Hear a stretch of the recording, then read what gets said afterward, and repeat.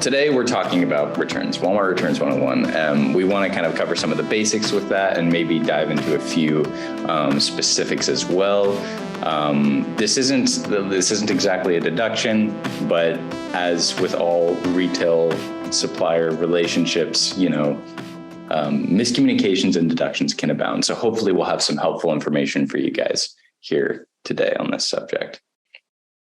And here we are. We coordinate a lot of content here on the Supplier Wiki team. We are the Supplier Wiki subset of SupplyPike. So we are here to create free educational content for you guys. Let us know what you want to hear. What do you want us to research for you? As I like to say, let us be the educational branch of your business so that you don't have to spend a lot of time going out there trying to research stuff. Thank you, Peter, for that awesome introduction. And we're going to get into today's content. So as Peter kind of framed up, we talk a lot about revenue loss here at SupplyPike and how we can help prevent that revenue loss for CPG suppliers or even help dispute. And today we're going to focus on the Walmart's returns process, how you can prevent those and how you can dispute them. So just to frame up today's conversation, if you've been on webinars before, you've seen we talk about deduction shortages, overages, different deductions you can receive through allowances. And now we're focusing on return fines. So wanted to start today's conversation looking at the way that return fines can stack, because it's pretty table stakes to how we look at the conversation. So if you're receiving a return fine, you're going to get a fine for the return saying, hey, this inventory we're sending it back, we're returning it for some reason. And those are going to be broken out into codes 91, 92, 93, 94, or 95. But you're usually going to see a grouping put together with those 91 through 95 charges. So that's the actual fine for return. But then you're also going to see a handling fee for returning that, depending on how your online supplier agreement builds out the return process. And then you're going to see a freight charge and that's a code 44 for returning that product back to you, or whatever the process is. Walmart is going to ensure that you will be paying for the extra work it takes to, instead of putting the inventory out on the floor and customers being able to purchase it being sent back to you or sent to a consolidation center, or if it's a damaged good, being completely destroyed. So that's how single return codes can start to stack on each other within a PO. But this doesn't even include other deductions or fines that can be impacted in this situation. So you can get a return code, but there are other impacts from returns on compliance programs. So we've used this graphic a lot, but we would classify the returns into a deduction. So that's going to be in the form of a deduction fine that you would dispute either through APDP or you would dispute through the returns center. And we'll kind of get into that later. But I wanted to call out the other issues that returns can create. When we start unpacking the reason why suppliers receive returns, you'll see that you can also make a connection to OTIF fines, which is Walmart's on time and in full program. And you can receive SQUEP fines on top of these types of deductions. So what's a good example of that happening? Let's say that for some reason, there's some type of overage within the return. You've sent, you have a shortage because of a return, but then you end up getting an overage, or you're missing the timing issue with the way that the POs are lining up as you're replacing a damaged one with a new return. You might end up receiving an OTIF fine or a SQUEP fine if the packaging is damaged, if the pallet load is damaged. There's lots of different avenues to receive fines, and one issue can really start to create this avalanche of other compliance programs fining you.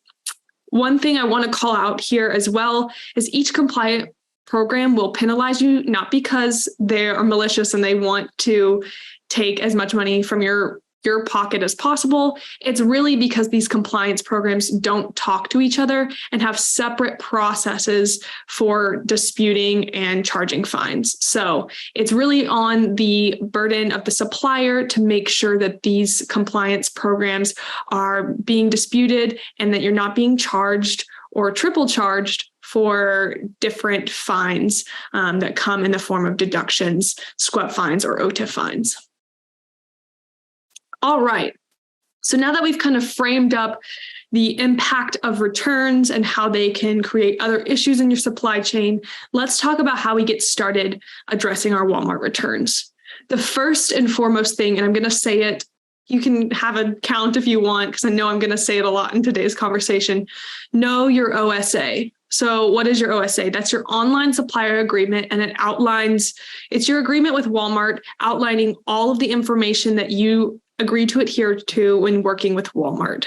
So your returns process, your allowances, your shipping and payment terms are all going to be in your OSA. And actually, I'll walk through kind of how you find your OSA, but I did see that there's a new-ish card you can put onto your retail link homepage that helps you look up your business terms, that you can actually just have that card in, and you can look up your allowance, all the really quick things you want to know about your OSAs, depending on your different vendor agreements. If you have different brands underneath, one total vendor, that's a really helpful tip. And I'll be sure to include kind of an outline and some pictures in another deck, but that's something I just saw the other day. So review your OSA, know your information. The second thing, if you're getting started looking at your Walmart returns, review the reason codes and learn what to avoid with returns. There are roughly 75 AP deduction codes at Walmart, and we actually have a resource that I'm sure Peter can link in the chat below of the different fines you can receive, what the codes actually mean, like what is a code 22? What does that stand for? Why might I be getting this code? How to prevent it? And how do I know if this is disputable or not? So go ahead and review the reason codes, especially for returns in that document, but we're also going to send out this slide deck and we're going to go over some of the high level details on the return reason codes. So stay tuned for that. Third thing is check your current return disputes for validity. When disputing, the first thing you need to do is if you see a fine, you see a return fine coming into your APDP app, you should check to see if it's valid or not. That's the first step with disputing any type of deduction, is seeing if it is invalid, meaning the supplier should not be charged for this particular deduction, or if it is valid, and understanding how to address the root cause of that particular fine. From there, take those invalid returns. You've addressed the valid returns, and you're building a process for addressing those issues in your supply chain. But go ahead and take those invalid returns and dispute those. You'll have to gather some proof documentation, talk to different teams, and depending on where and how these returns are coming to you, you'll have to dispute them in some different ways, which we'll get into later in today's presentation. And then the last thing, I've kind of spoken to this, is whether it's valid or invalid, knowing what process created that fine in your system. So if it's invalid, knowing how to correct that and saving that documentation and that process for your team. But if it's valid, saying that the supplier is at fault, start to learn how you and your teams and your cross-functional teams can build out a process that helps you avoid those valid return deductions. So where can you find your supplier agreement? We kind of talked about this at the very beginning, and it's important to call this out pretty regularly because I feel like every so often the OSA sort of moves through Retail Link and you have to relearn how you find it. But essentially, OSAs are no longer through apps. You actually find them on the homepage. So it's a little bit easier to navigate. So to access your online supplier agreement, you'll go to the top of Retail Link. You'll click the icon of the little person and you'll scroll down to My Agreements. Then you'll be presented with two options, depending on how many business units you are in for Walmart. So it'll either be Sam's Club, Walmart.com. You'll click on the particular business unit you want to navigate into, and then you can find the PDF that you're looking for that covers that OSA. And a quick call out, make sure you're looking at the most recent version. I know some suppliers have that I've spoken to have had issues of looking at a dated one. So usually there's a button that will help you navigate to find the latest version. So just go ahead and make sure you're doing that because things change. All right, now we're going to get into covering the different codes for returns and what those actually mean. So the first code is a code 44, which is freight on returned merchandise and returned goods. So that's kind of going back to that first example when we were talking about the fees that kind of stack on top of your actual reason code for claims. The code 44 is saying, hey, we're charging you for the cost of freight to return this merchandise to you or to a consolidation center or whatever your OSA outlines that your returned goods should go to. The next code is a code 91. This is for merchandise destroyed, damaged, or defective. And we'll kind of get into what that means, but it's pretty basic here. It obviously just means that that merchandise is you're unable to sell it, and it doesn't necessarily make sense to keep it either on Walmart's side or on your side.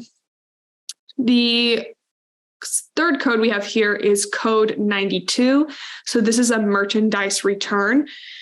And this one is different than a code 93 because it is specifically for an overstock or recall. And we'll get into that later here in a second.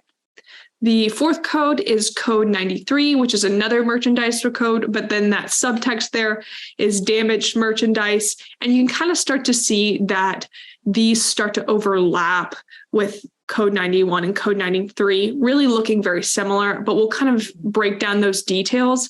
And this is really helpful to just pause here and look at these in particular. And again, we'll send this deck, so don't worry about feeling like you have to write all these down really quick. It's helpful to pause here to see how much overlap there is, and that really the reason codes do break down a significant amount of detail. You just have to know what detail that Walmart's talking about. So with damaged merchandise, we'll talk a little bit about why that one is different than code 91. Then code 94 is goods returned / defective merchandise. So again, these kind of start to muddle together, but again, we're going to break them out. The last one here in the 91 to 95 section, which is really going to be the bread and butter of what the code actually means, is merchandise returned for a wrong item. And then back to code 97, it's similar to code 44, and you might see it as another number like code 60. Those are pretty similar. It's a handling charge essentially for returning the goods. It's the labor involved. That it's the cost of labor involved for handling those returned goods and getting them to the place they need to be. And then lastly is code 120. And this is a Walmart claim that is broken out for the return center. So we'll kind of unpack what that means as well. But this is just a quick overview. All right. So let's start with the code 44. We talked a little bit about this, but essentially it refers to the freight charged to ship the merchandise back to the supplier, or if you're shipping to whatever your OSA outlines, it could be a consolidation center, et cetera. So it's going to be for that freight charges. And they're always going to come across on a claim that also includes a return deduction, kind of like I listed out before. So with code 44 is a really helpful tip to just outline. If you're seeing one of these in APDP, make sure that you're finding I like to call it the like meat and potatoes return code. That's going to be the main course. That's really what this code 44 is attached to. And when we get to the disputing section, it's a lot easier to dispute a code 44 when you can dispute a bread and butter return code together. It just makes sense to pair those together. So that's just one call out there. All right, code 91. So what is a code 91? This stands for destroyed, damaged, and defective. And code 91s are for that merchandise that cannot be returned, therefore it was destroyed. So this will be outlined in your supplier agreement. So this is really important to check. But if the merchandise is unreturnable, it would be negotiated that Walmart just handles destroying that, throwing it away. And that will really depend on the category you're in. For an example, a produce supplier is not going to want smushed bananas. Whereas maybe depending on the way that your category works, maybe with like electronics, headphones, maybe it's defective and destroyed, but you still want that back because of accounting purposes or something like that. So really, for these, it's best to know exactly what your OSA says when you get a destroyed, damaged, or completely defective inventory, where that goes. All right. So what is a code 92? These are going to be sent when merchandise is returned due to an overstock or recall. Overstock, this is pretty table stakes for all suppliers, but we'll go over kind of the definitions. Walmart couldn't sell a product, therefore it's being returned to the supplier, something we saw during COVID, or not even COVID, kind of the TikTok phase with fidget spinners. Those were really hot for a long time. And then Walmart just had it felt like a whole 8-foot shelf of fidget spinners. I felt like they couldn't get rid of them for the longest time. So that maybe would be an overstock item. And then recall is when suppliers, consumers, the different regulations that are placed on your type of category, or manufacturers discover safety issues or defects, or even a possible problem that pose risk to consumers.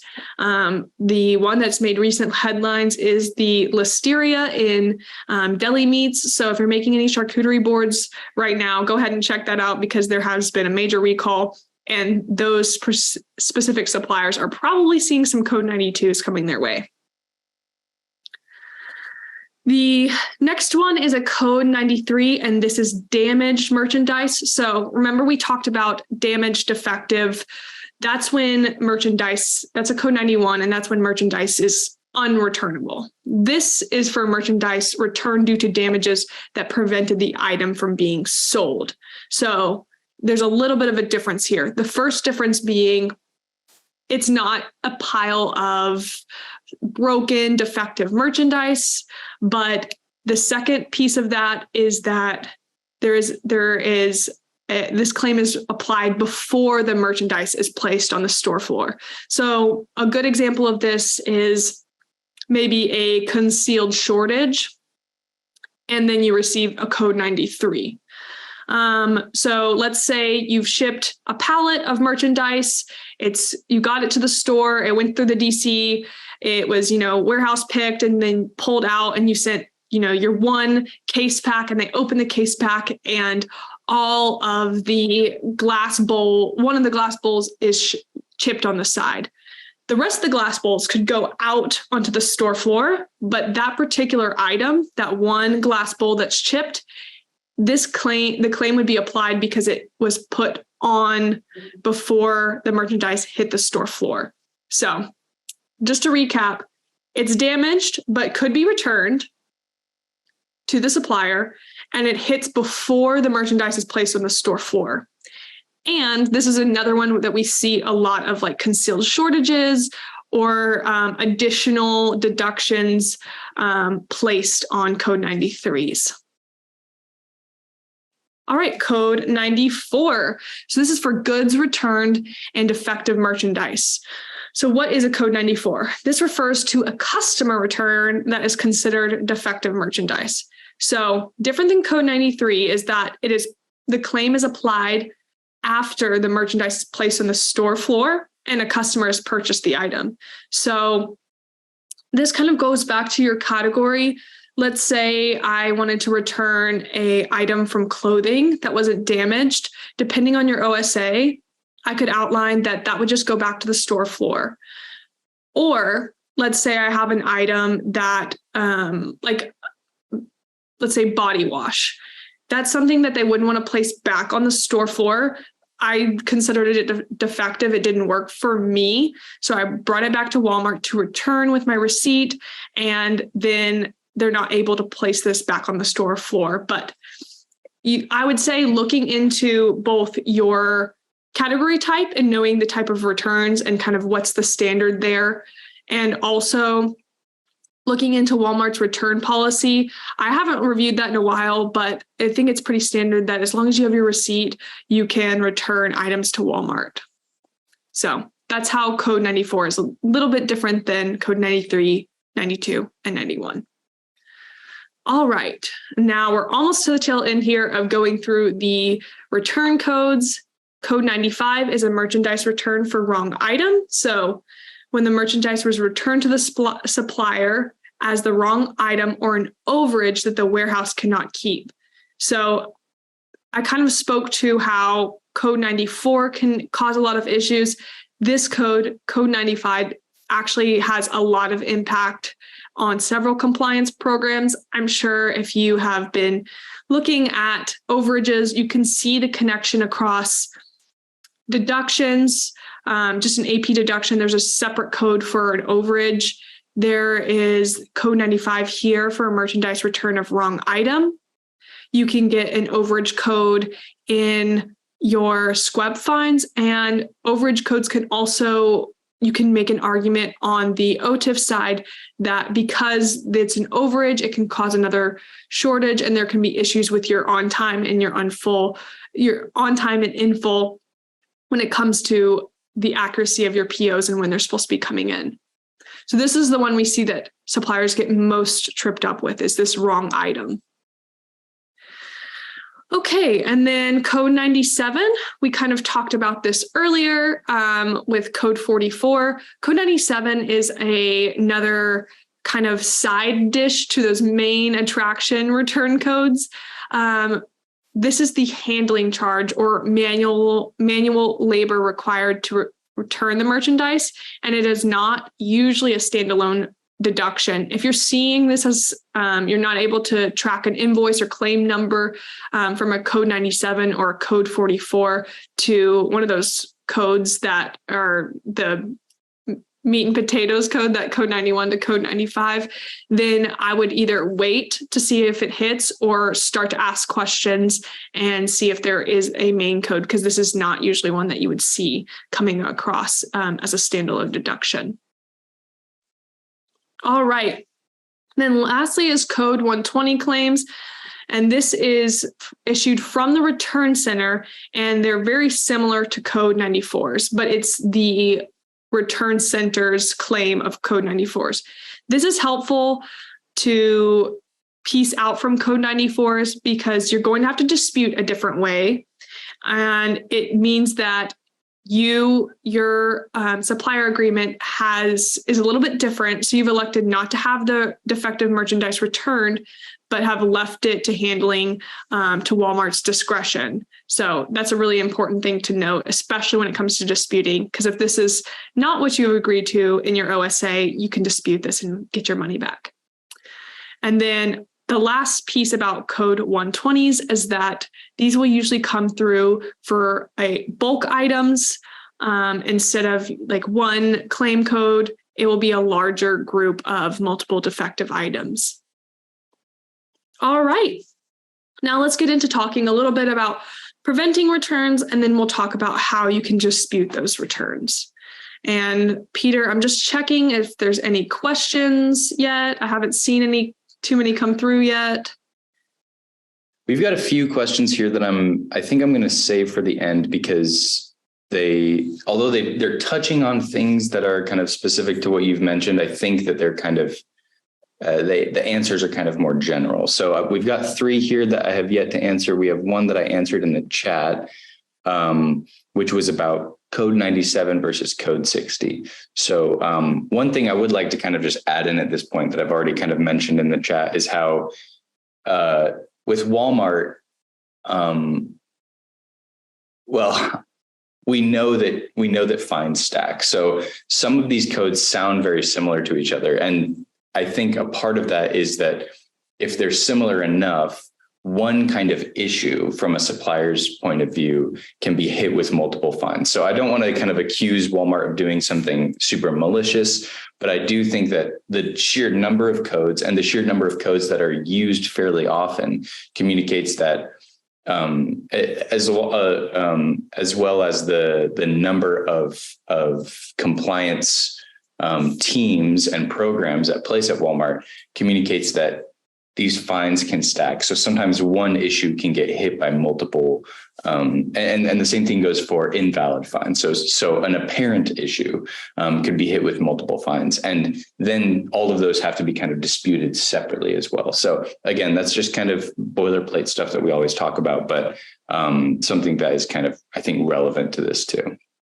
No, that's helpful. And that actually goes straight into this next slide about knowing the specifics of your OSA, because as you'll start to see, the theme of the returns conversation and really the full deductions conversation is overlap in the way that things can overlap. So in your OSA, knowing where your customer returns are supposed to go, how they're supposed to be handled, if handling fees are something that are outlined clearly, or if they're more so if they're specifically not outlined. So if you're not supposed to have any handling fees because your prepaid supplier is picking that up for you or XYZ, the cost of defective returns. So knowing if you have an overage for any of those types of things and if it should be applied, understanding bulk return charges, if there's some sort of outline in your OSA that allows you to have bulk charges or a reduction on those because of an allowance for returns. What overstocks are, where overstocks are supposed to go and how they're supposed to be handled. What happens with wrong item returns, and really just taking this as, the 1,000-foot view of understanding that the OSA does help and is the pillar document when disputing returns, especially when things are invalid and not outlined to the letter of what the OSA outlines. A couple more important details to remember, and I kind of spoke to those, is know your current percentage of your defective allowance. If this is not a part of your OSA, maybe this is something that you start to have a conversation when it's time to make changes to your OSA, but that current percentage, either increasing that because of the category you're in or the situation of your supply chain or of just the industry. The latest supplier address is another huge issue that can help you prevent any problems. Just making sure that that is updated in your OSA and the correct contact information for the supplier address where returns should be sent. This is probably the number one reason for errors. So make sure no old addresses are listed or old contacts for that supplier address, whoever handles returns at your manufacturer, supplier warehouse, wherever you send returns. Just really calling that out. And you can change that in your OSA. If you don't have access to changing your supplier address or your supplier contact information, check in with your admin. And if not, EBS services would be the most helpful for that. And we share that contact information all the time. So I think Peter can share that in the chat if needed. Okay, and then the next point here is just define responsibility of defective merchandise with your 3PLs. So if you're working with third-party logistics, helping reach a congruence of where, how returns is going to be handled and whose responsibility it is for issues like pallet load or concealed shortages, or who gets the responsibility for certain issues that can result in deductions, but also those deduction return fines. And then another thing to call out is if you're looking at the actual cost of the return fine is Walmart will typically deduct the retail price of the item, not the cost, to cover their lost revenue. So if the number looks off in terms of it should be, your COGS or a different number, it's actually going to be the retail price, which makes these fines even ickier, that they're just, that full price of the item, because you're losing out and also that retailer, Walmart, is losing out.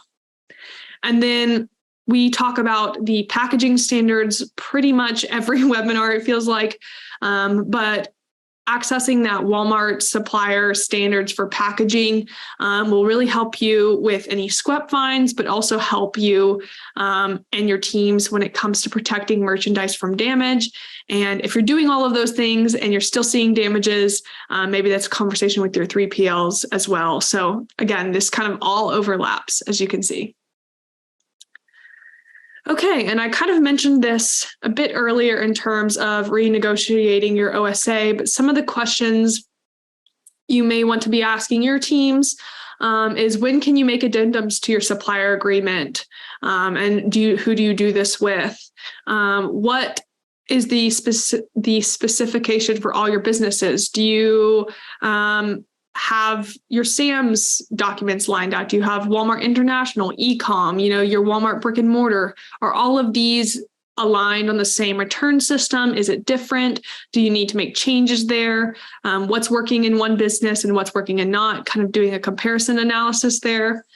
Another question to ask is, does your category, your method of shipping, anything in your supply chain create specific or chronic problems, specifically with returns? Maybe it's other deductions as well, but in this conversation, is it your 3PL that you're working with where you're constantly seeing returns? Is it your category that maybe it's the way that you're packaging things, or maybe it's even back to a consumer insights situation? Is your item set up correctly? And is it conveying the wrong information online? So someone who comes in store picks it up and then returns it later. All of these things kind of start to create more questions as you dive deeper into them. And then the last one here is, on your OSA, should you add a defective allowance to better plan for your cash flow? Is that something that would be helpful, or is the way that you're handling returns on your team now the better situation, and just kind of taking them as they come? You don't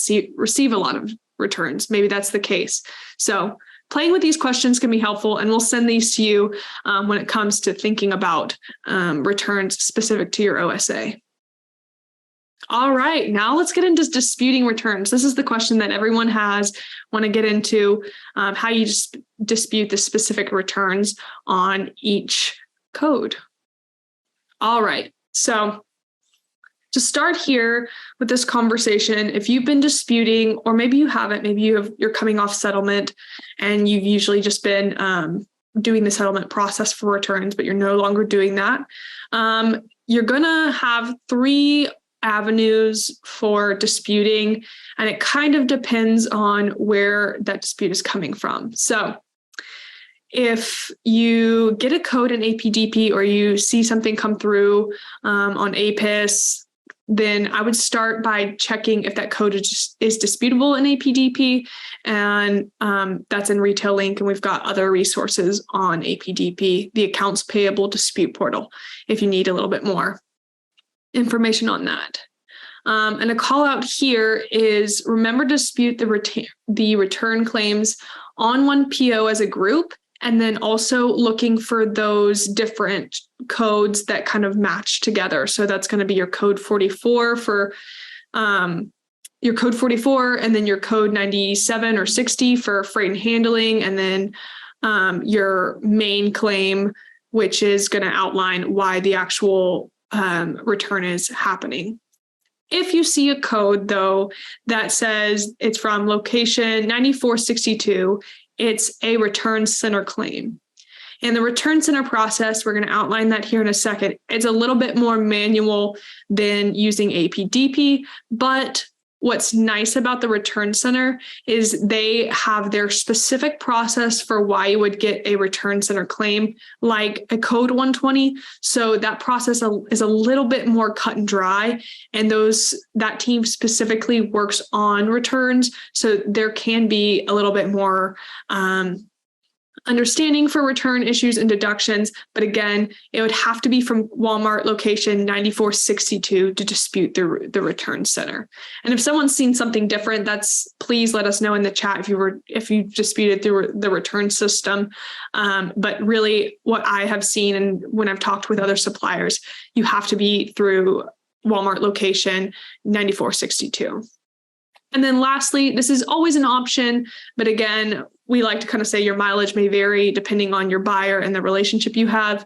If you've been rejected through APDP or unable to dispute, and your claim is not from the return center, you can escalate this claim to your buyer. So you can dispute up to, I believe, 13 months back, or that's OTIF rather. You can dispute 2 years back for AP deductions.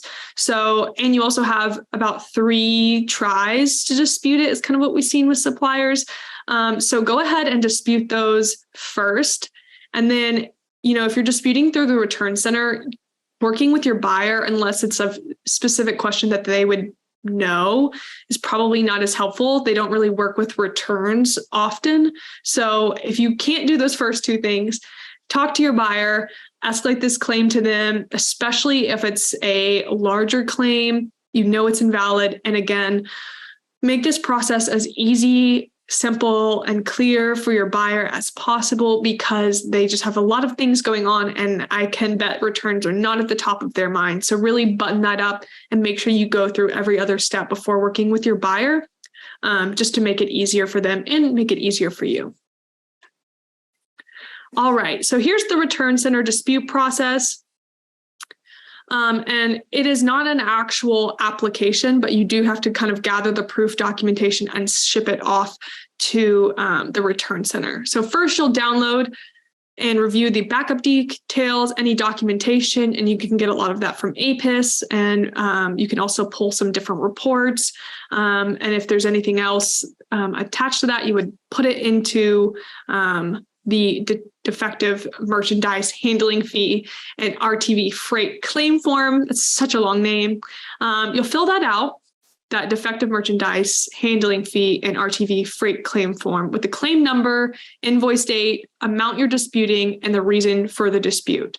So you can see with this, it kind of bulks all of the charges together. So it gives you that defective merchandise claim, the handling fee, and the RTV claim. So you can see that that's already bucketed together, which is nice.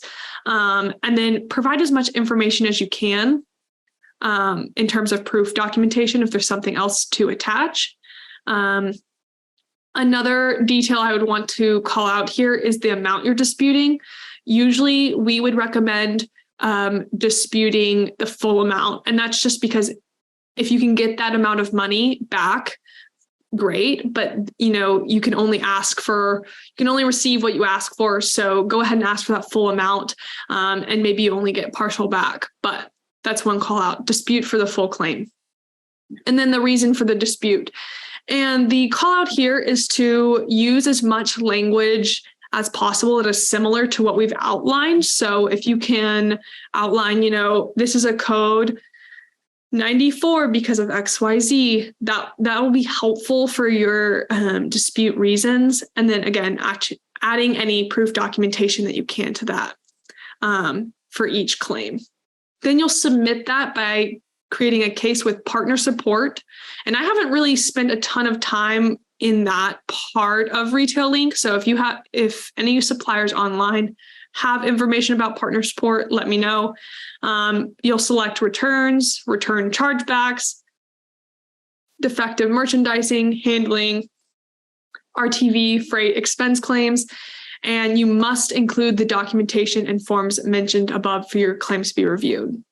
Another call out here, I have not spent a ton of time talking with suppliers about the return center. So if you do have a timeline for dispute to approved or dispute to, resolution reached, let us know. I'm more familiar, and our team is a little bit more familiar with APDP and the resolution timelines there. So I'm not sure how fast or slow the return center is. So I'd love to hear from you all.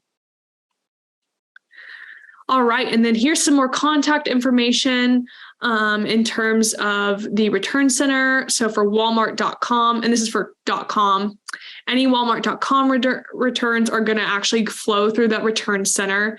And you can email with any questions. And you can also, it looks like, dispute any Walmart codes through here. But again, we always recommend using the process that's allowed. If you're not hearing back from Walmart, go ahead and use these claims for .com codes. And then we also have the Sam's Club return outlined here. And those claim numbers are going to look a little bit different than Walmart's. And then if you have any questions, also we've included this email here. So we'll get you guys this deck in a couple of days, but you can also take a screenshot of this real quick. All right, now let's get into disputing the specific codes. And each one of these slides is going to say, check your OSA, because that's really the place you can start for your validity check. So once you've checked your OSA, the question you would ask for a code 44 is, does your agreement allow for returns to be shipped back to the supplier? If yes, if your agreement does allow for returns to be shipped back to the supplier, you can still dispute this as invalid if the handling charges are invalid. And the handling charges would be invalid if the main deduction code is invalid. So you kind of have to skip from here to the next step and say, okay, what is the actual main attraction code? Either that code 91, 92, 93, 94, or 95, is that invalid? But let's say that your supplier agreement does not allow for returns to be shipped back to the supplier. You would provide the supplier agreement showing that the merchandise should not be shipped back and that code should be invalid. All right. And then disputing codes 60 and 97, like I said, 60 and 97 are very similar. They are based on the handling fees. So you check your OSA and you ask the question, does your agreement specify handling fees not to be charged? If yes, this code is invalid. And it's invalid regardless of the charge that it's anchoring on, but you still want to go after that main code, those code 91s through 95s. If no, you can still claim the return is invalid if the anchoring return or main attraction return deduction is invalid. So with these code 44, code 60, code 97, look at these and, you want to know if it's invalid, but go after that code that it is anchored to first. All right. I'm just checking my time, make sure we're doing good here. Sweet. So with disputing code 91, check your OSA and you want to see and ask yourself, does your agreement outline the supplier's consent for damaged merchandise to be returned and not destroyed or not considered defective? So if yes, that's correct, you can still claim that the return is invalid. If the handling charges were invalid, you can still win back those claims. You might not necessarily win back this code 91, but go ahead and dispute it since it's attached to that, that main code. And then if no, provide the supplier agreement showing that the merchandise should not be returned to the supplier and that should be canceled. Then disputing codes 93, 94, and 92 are pretty similar. So I've kind of outlined here the different ways you can look at disputing if these are invalid, because there's a couple of different ways that you can do that. So again, these are going to be disputed with your code 44, 60, 75, 120, and you'll check your OSA for these 4 areas for these main codes. So with the first bucket, you can look at defect allowance, your defect allowance. Look at your OSA and see if the documentation shows the total cost of the defect returns to the date versus the amount paid in the defective allowance. Really, that's just saying, have you hit your defective allowance? If not, you should be able to claim, no, I should have had my defect attached to this, my defect allowance attached to this, and it would be sent to that rather than something that you would be deducted for. The second bucket is responsibility. Look at the supplier agreement showing that defective returns are not the responsibility of the supplier. So seeing, the details of, no, you shouldn't have sent those back to me. Those should be destroyed, or for some other reason, like your 3PLs, or if you can prove for some reason that Walmart is actually responsible for this claim. A third one is failure to return. So check your supplier agreement to see if you are supposed to receive those, that merchandise back. And if not, if the goods were never received, then you can dispute that those were never returned to you, therefore not adhering to your supplier agreement. And then that last one is pricing. So attaching pricing info showing the actual cost of the item as less than the cost deducted per item on claim. So these are some of the ways that you can dispute these codes. And then code 95, you check this code specifically on failure to return. And we're running a little low on time, so I'm going to breeze past this one. But essentially, the supplier agreement should show that the defective goods must be returned, and if they were never received.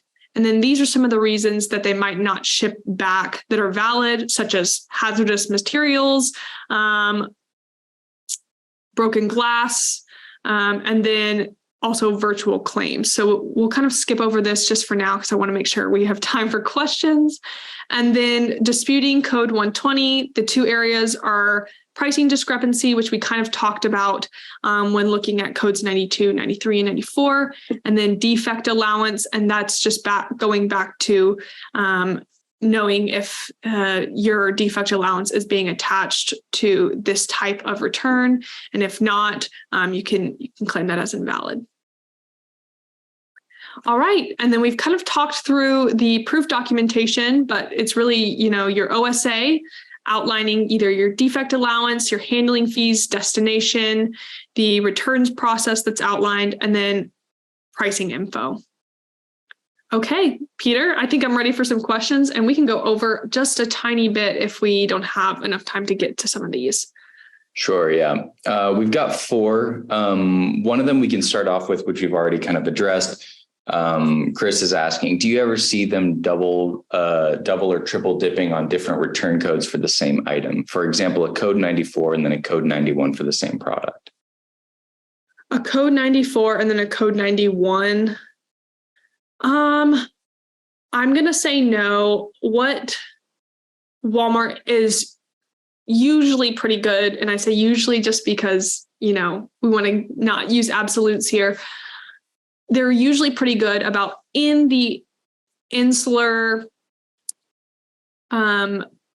compliance or deduction space. So whether it's your AP deductions or compliance or SQEP, they're usually pretty good about not double charging you for a certain type of deduction. So return deduction, you might not see those together, but you might see a shortage deduction with a return deduction, and that's kind of within the AP deduction space.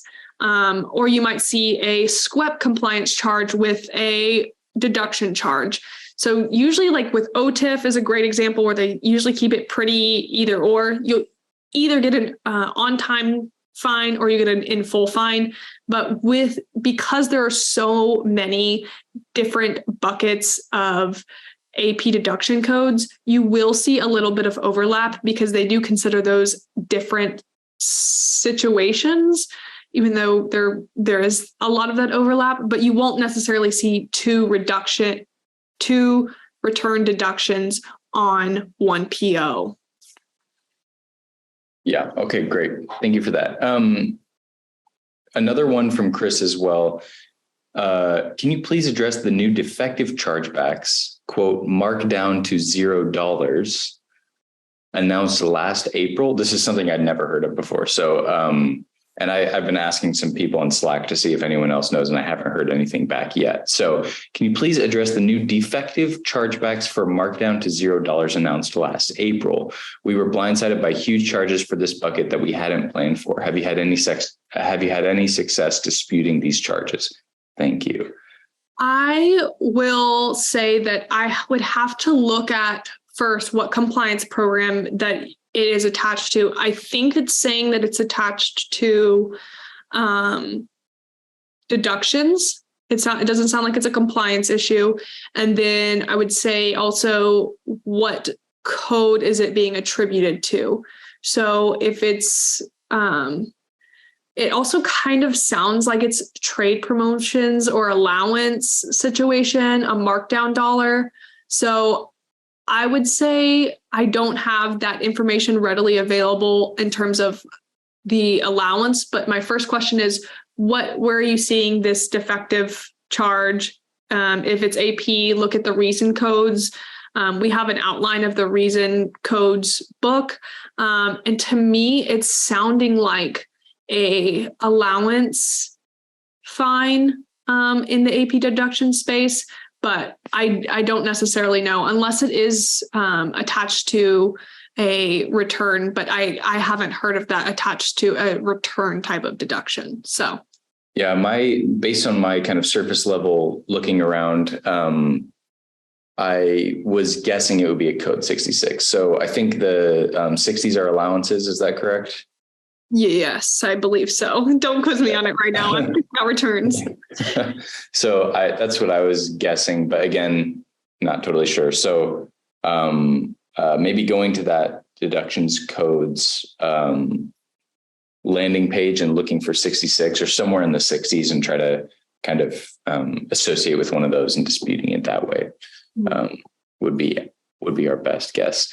Sarah wants to know, can you touch on virtual returns?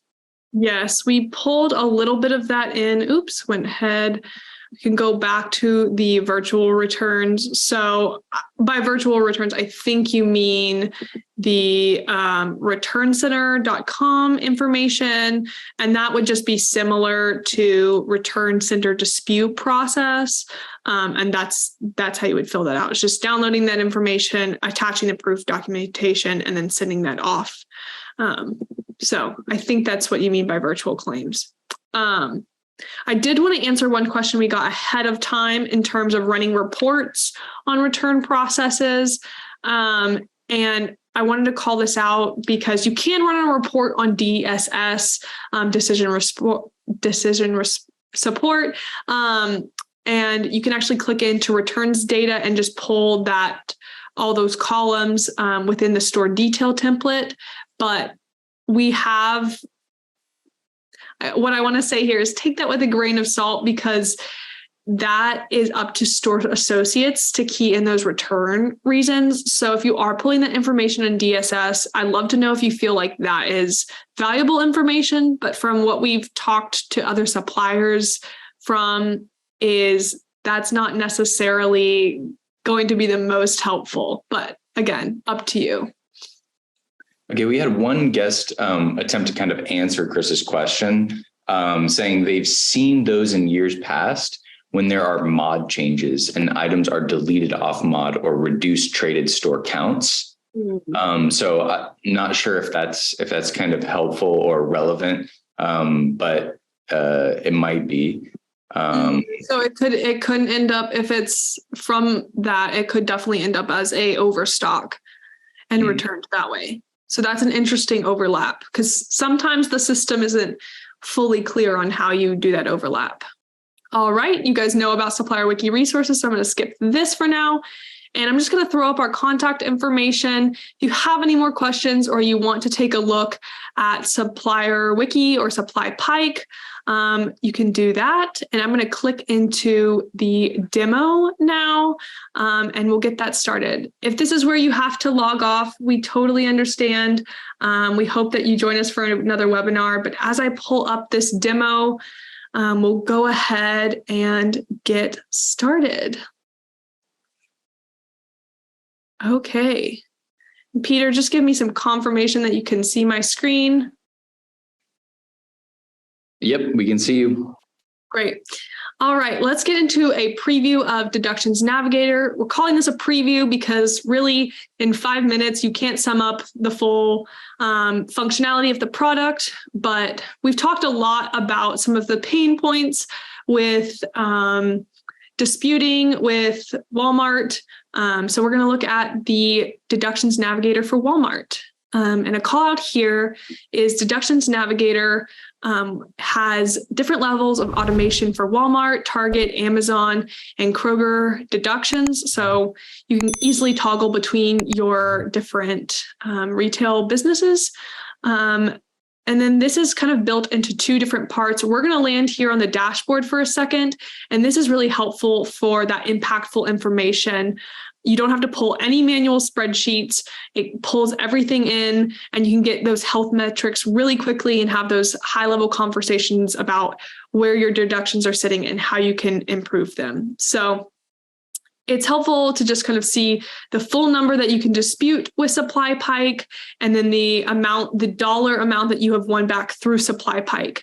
Another call out here, if you haven't sat on one of our previews of the Deduction Navigator application before, a lot of other softwares that do a similar process to us, or brokerages who kind of go in and handle disputes for you, they will charge by a percentage of the amount that you dispute with them. SupplyPike, we do things a little bit differently. It's a flat monthly subscription. So you could dispute $10, or you could just dispute, $1 million, and it's going to be based off of that monthly subscription.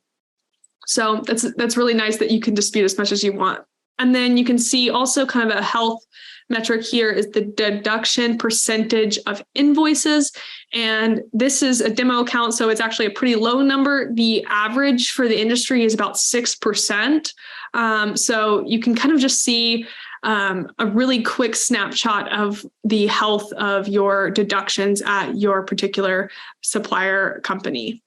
And then this information is really helpful just to kind of see what's still left on the table. So you've got the deductions you've received, what is actionable, that money left on the table, what's awaiting repayment, the total that's been paid back to you as the supplier, and then you can see your dispute win rate.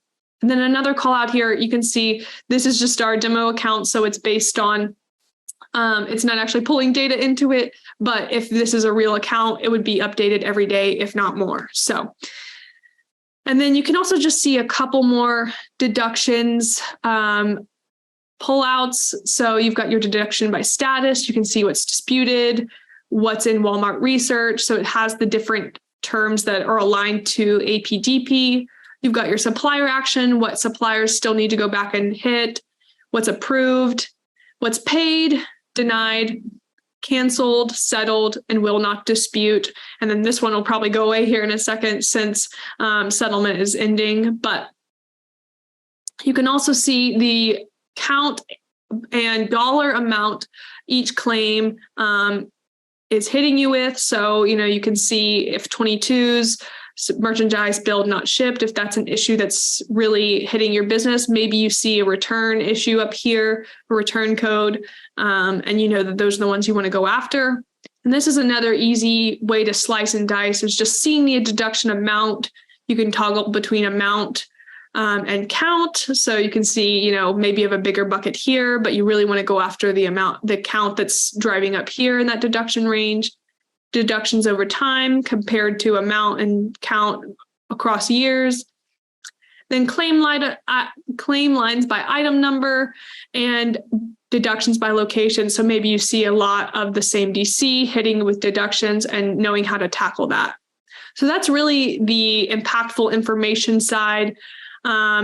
Whereas this is the actionable side. This is where it's really tactical, because SupplyPike is able to help you know how to process between what you can go after today, what's already been worked on, what's archived, and then you can see all deductions. You can filter between that.